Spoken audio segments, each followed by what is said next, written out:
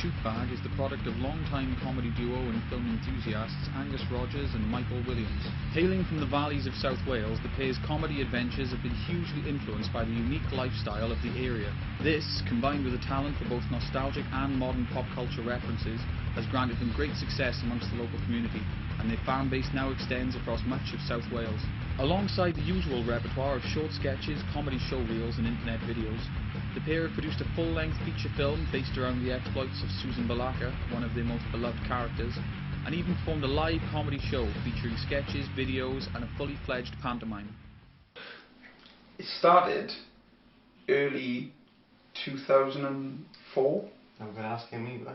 January, because what happened was our band that we were in at the time, team, was splitting up, but we just made this music video that everyone really liked.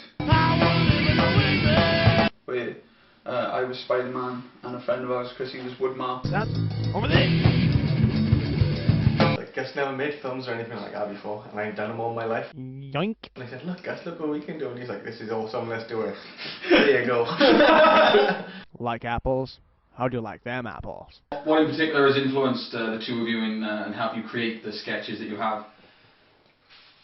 I think it's our dad's influence on us. It's like, my dad loved videos, and Mike's dad was the video van man.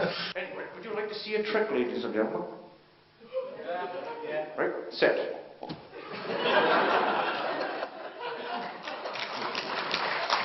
On it! It's always been filmed there, so we had a camera and we just see ourselves in the telly and we'd love it, so we'd make our own films all the time. And I always think I'm in a film anyway, so that's how it works. I want you to pull your phone out your pocket, or bra, or hat, or mouth, and turn it off. Simple. Not silent. Not quiet. Not secret mode. Otherwise, this whole building will blow up. How have you funded this project over the years that it's ran? Stealing. Going to work. And then wasting money. Student loans out, because they give a big chunk of money and then you go, oh look, I can buy cool stuff like this. Yeah, I got a big load of money at once. I got a grand. Buy a camera. Yeah, or computer. Or a trip to New York. Or go to Disneyland. No, it's more like with the films, it's like, Mike, I just got a lightsaber. Let's make a sketch about a lightsaber. Mike, I got a Spider-Man costume. Let's make a sketch about Spider-Man. It's like whatever new toy we got, it's like, that's what we're going to film about. Oh, if we watch a film as well, we're going to rip it off. Yeah, it's like if we go watch a film, we're like, oh, we hated that film, let's go take the mick out of it right now. You got a face like a pavement. You mentioned the Spider-Man costume.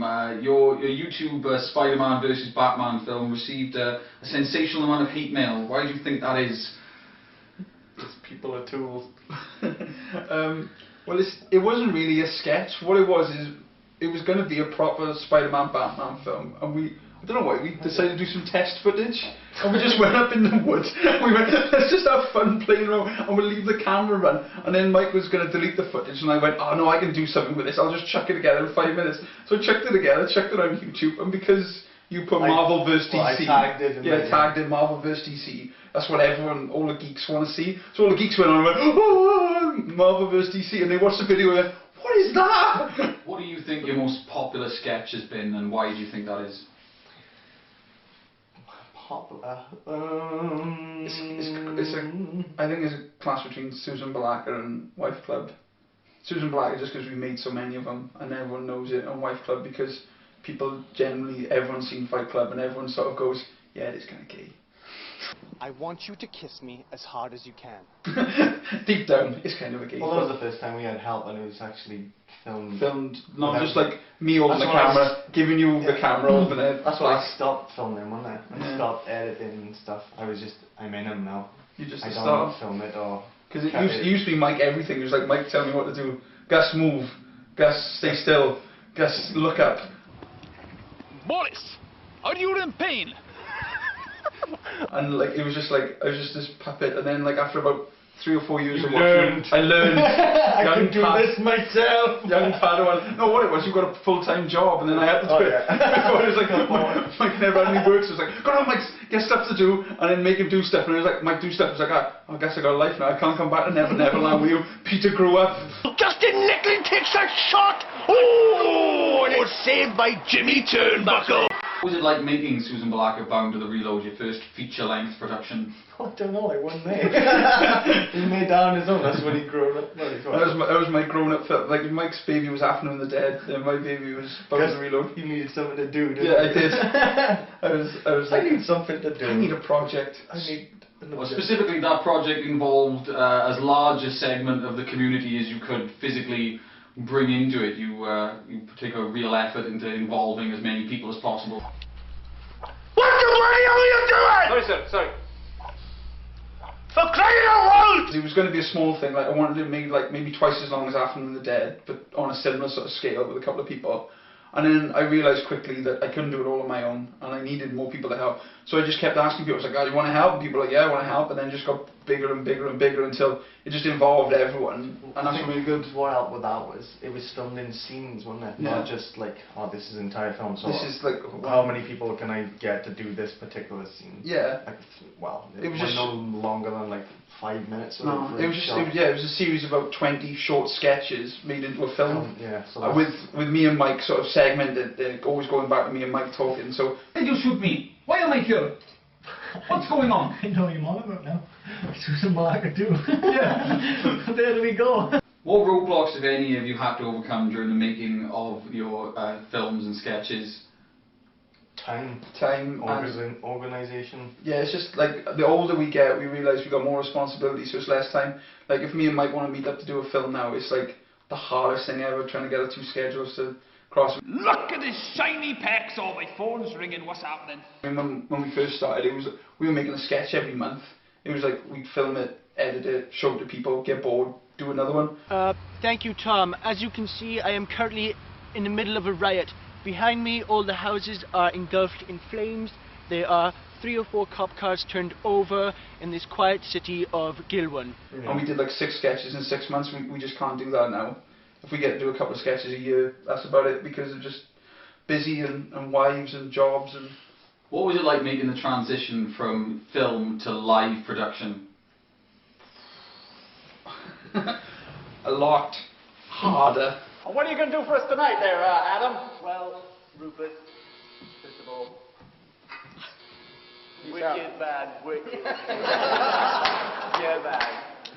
Because we realised that 1, people were paying, 2, if we messed up, we think, and 3, it needed to be organised a lot. Well, that's all you had to worry about. Everything else was, oh, just let him like Yeah. run around on stage. Well, it wasn't like, Mike, you have to do this at this time. I couldn't have done that. It was like, Mike, what we need to do is we need to do it properly. And like, but you learned all the lines to Wife Love. I did.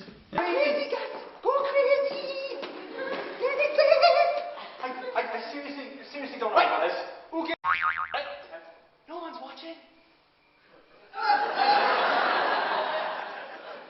Do you find it frustrating how difficult it has been to gain institutional recognition regardless of the amount of success you've received on a local level? Well, we're not really doing it to like be big or anything. No. We're just doing it for ourselves. We just do it to be fun. But the problem with trying to get to the next step is always, because we're always referencing films or music or something else, as soon as we show it to someone, they just see the copyright problems there, and they go, oh yeah, we can't show that. And my response to them is always, yeah, we just done this for fun. If you want us to do something really, we could do it. But like, I don't think our stuff would ever translate well to a wide audience, because it's just... Well, it's going back to that thing you said earlier, wasn't it? I thought you asked yourself nostalgic and all that. It's like, it's more what makes interested. Yeah, it's what we're interested in at the time, and what makes us laugh. And if other people laugh, that's great. But we'd never write a sketch like someone told us, "Oh, you need to write a sketch about cats." We'd be like, "No, we don't want to do it." 6th rule of Wife Club: no vest, no daps. I hate daps. Have you got any more projects in the pipeline? Gus will probably think of someone. Yeah, summer I won't have anything to do. Or his sister. Yeah. there'll be a new Wing Wing Shoot Bag something in the summer, and then there'll be a big premiere and people can get dressed up and go, oh, do something else. The summer premieres, let's say, have been the real focal points of your work so far, and they've been events that have really captured the imagination of a large local populace. Do you plan to continue them as an annual thing? I think it'd be nice to. Yeah. Or what I think we should do this year is like let other people make films, so it'd be like a film festival. If we could do that, that would be great. I mean, I want to get, obviously we want to get loads of people involved, and like I say, there's another generation of filmmakers coming through now. Bits and Bobs is like, you know, our piece, so we hope those guys do something. We hope there's like more people doing stuff around there, if they're doing music videos or anything film. It's a chance to get it shown, because with bands, if you're like a young band, you can play anywhere, but if you're a young filmmaker, it's like, apart from YouTube, there's no sort of big thing, and there's nothing better than seeing what you've done on the big screen. People's reactions. People's reactions is the best. I mean, that's one thing we loved about the live show. That's what we love making them, and that's why we started off on it. Yeah, show people. Yeah, get a lot of our friends around, show them all. Just watch them laugh. Watch them laugh. That's it. So yeah, we definitely keep doing whatever we can.